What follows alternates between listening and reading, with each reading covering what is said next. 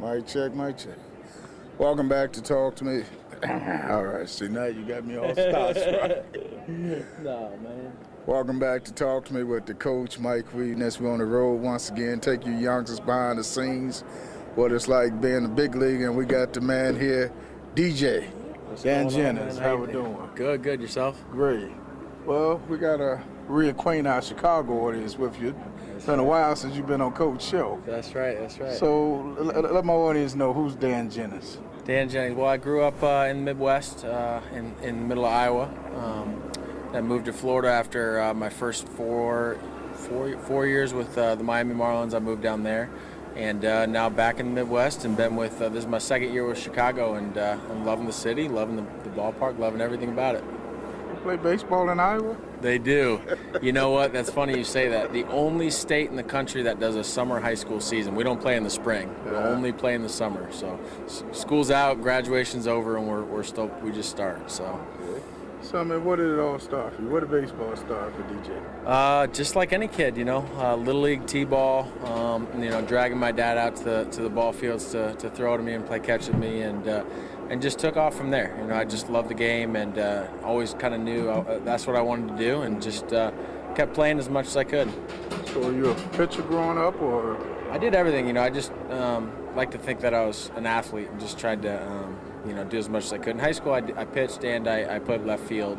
And then college, they kind of said, hey, you're a left-handed pitcher. That's not too many of us, so we want to keep you pitching and do that full time.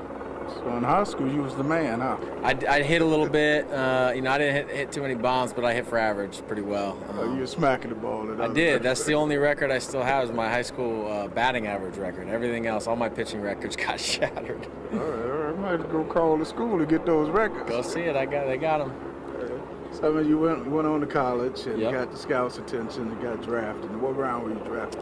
Drafted in the 9th round, 2008 draft by the Florida Marlins. Remember the scout that drafted you? I don't remember his name. He wasn't around too much after that. He was a scout from Iowa that probably saw me in some games. I should remember his name, but I don't. See how it is. See, I'm a former Major League scout, so I can't let you forget that.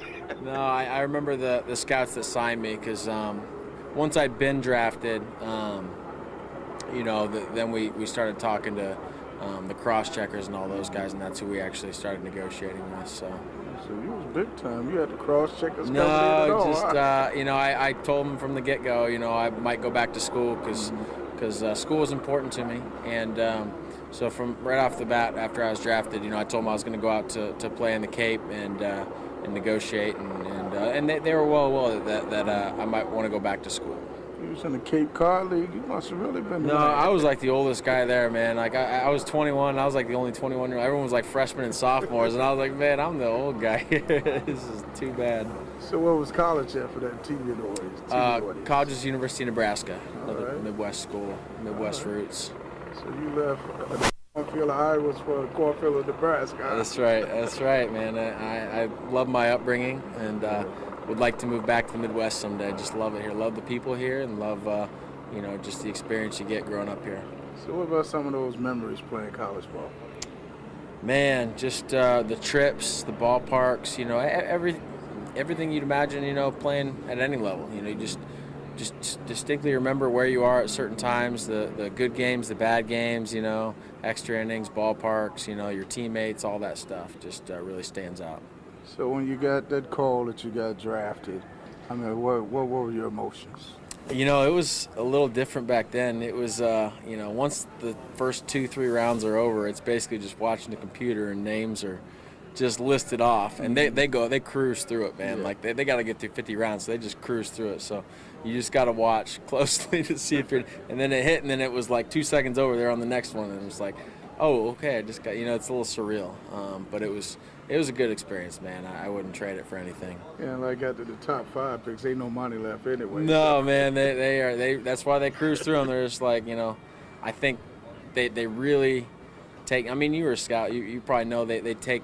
Really pay real close attention to the first rounders, second round. Once they get past there, it's like, okay, well, we need some catchers or we need some outfielders, and they just got to start checking off some boxes. So I mean, when you got drafted, you signed that contract. and you're off to the minor leagues. You thought you was on your way to the big leagues. You had no idea what you was getting into. I was a little more prepared. I played 2 summers in the Northwood Summer League, which is a Midwest Summer League. It's Wisconsin, Iowa, Minnesota, Michigan, and Canada. So it was just like the minor leagues. Very similar. A lot of them were old minor league ballparks. They put peanut butter and jelly out for the spread. They do buses and hotels and roommates. So that definitely had me prepared, because once I got to pro ball, I had a few moments where it was like, okay, this is the same as that, and then some moments were like, man, this isn't really what I signed up for. So it's definitely, there's some tough parts to it, but there's a lot of fun stuff about it as well. Now, let's talk about being the setup man. I mean, you're not the closer, so you're the setup man leading to the closer. I mean, you have to come in tough situations. And, I mean, if you do the job, nobody remembers. If you don't do the job, nobody forgets. Yeah, no, for sure.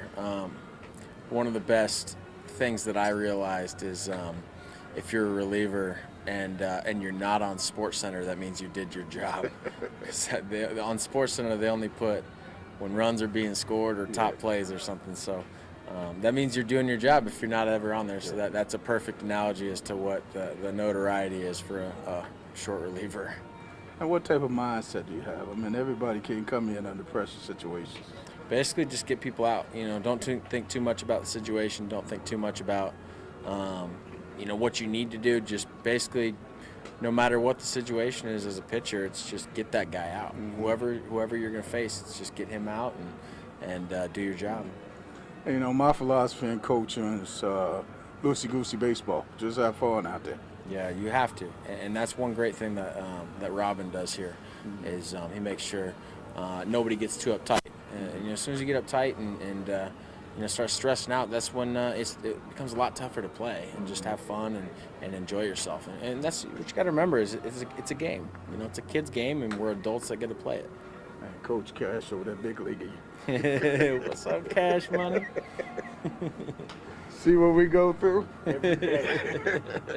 So, I mean, I got to ask a question with Coach Cash. Yeah. I mean, people don't understand. You guys, you're away from home, away from the family.